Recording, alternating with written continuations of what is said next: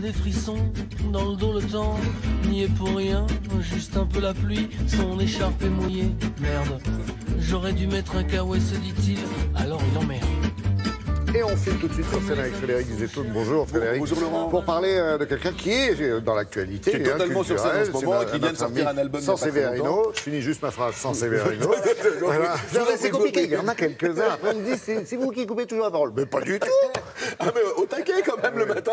Alors, c'est vrai que l'ami Sans Severino est à nouveau sur scène et à nouveau dans l'actualité sous les feux de la lumière et de la rampe. Il vient de sortir un nouvel album, Montreuil et Montreuil-Memphis, un petit clin d'œil à Heidi Mitchell, Nashville ou Belleville. Un album fait entièrement à Montreuil. Il n'est pas allé à Memphis, à Montreuil, dans le studio de Frédéric Constant. Il s'en est très très bien tiré. Montreuil, je signale pour ceux qui habitent loin de Paris que c'est juste dans la banlieue est, on va dire. Dans la banlieue parisienne, effectivement, voilà. Dans la banlieue est, dans le 93, dans le 9-3, comme on dit. Voilà.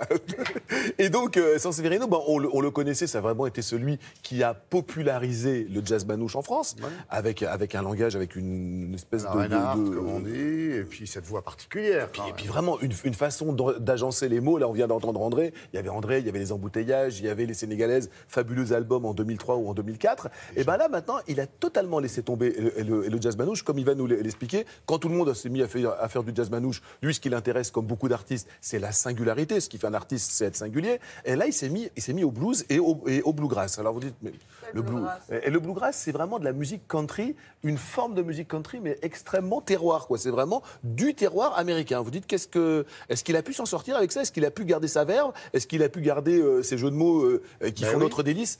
Eh ben oui. Alors nous étions à Montpellier sur scène. Alors l'album vient de sortir, 900 personnes à Montpellier. Le théâtre était archi bondé. Si les disques se vendent moins, il semblerait que le spectacle vivant marche toujours aussi bien. Sans Severino, on est la preuve. Regardez.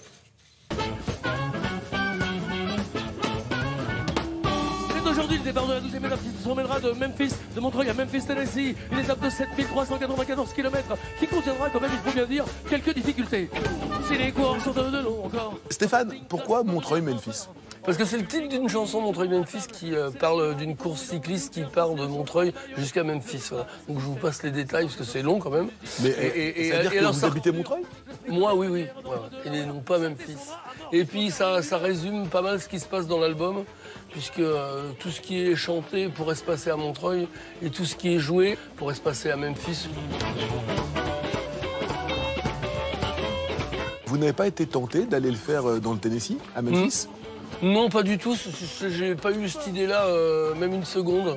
Enfin, moi, en tout cas, j'ai le son que je voulais avec des musiciens français et des studios en France. Le blues, le bluegrass, c'est la première fois qu'on vous entend sur un album entier vous exprimer dans cette musique-là. Ben moi, j'ai arrêté de faire du swing très vite parce que ça devenait un peu le truc à tout le monde. Moi, j'ai fait ça pour pas être comme les autres, donc à partir du moment où tout le monde se met à faire ça, je veux dire, ma règle tient plus, quoi. Je suis obligé de changer, en fait. Comment devenir fin sans devenir fou?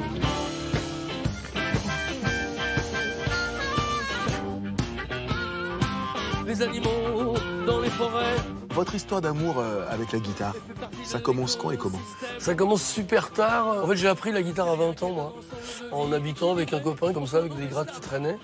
Lui m'a filé quelques cours aussi, puis j'ai appris en écoutant les autres.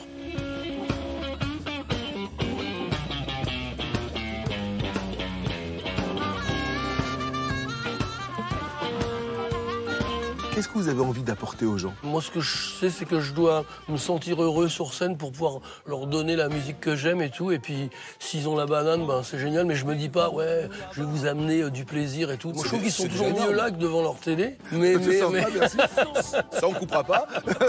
Hey, venez faire du bruit. Hey, venez taper le deuil sur le bois de mon cercueil.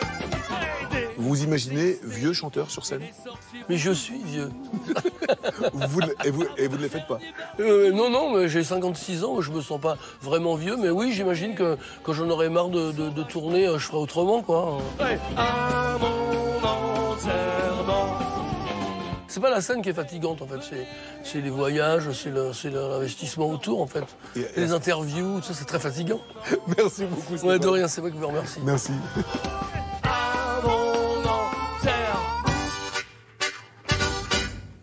Retour en arrière, 20 ans en arrière, début d'un conte de fées pour lui. Exactement, il était... Avec un soleil. Il était backliner. Vous savez, le backliner, dans une tournée, c'est celui qui accorde les guitares, entre autres, qui s'occupe de tous les musiciens. Il était dans les coulisses de Michel Fugain, et un soir, en s'amusant, en déconnant, il fait le bœuf avec les musiciens. Michel Fugain l'entend, lui dit « Mais c'est quoi cette chanson ?» Il dit bah, « C'est à moi, c'est ce que je fais. » Il dit bah, « Tu sais c'est quoi bah, au lieu de le faire en coulisses, tu vas venir le faire tous les soirs. » Et durant toute la tournée, Michel Fugain lui a laissé le droit de venir chanter une chanson. Et c'est parti de là. Voilà. Montreuil-Memphis, merci beaucoup.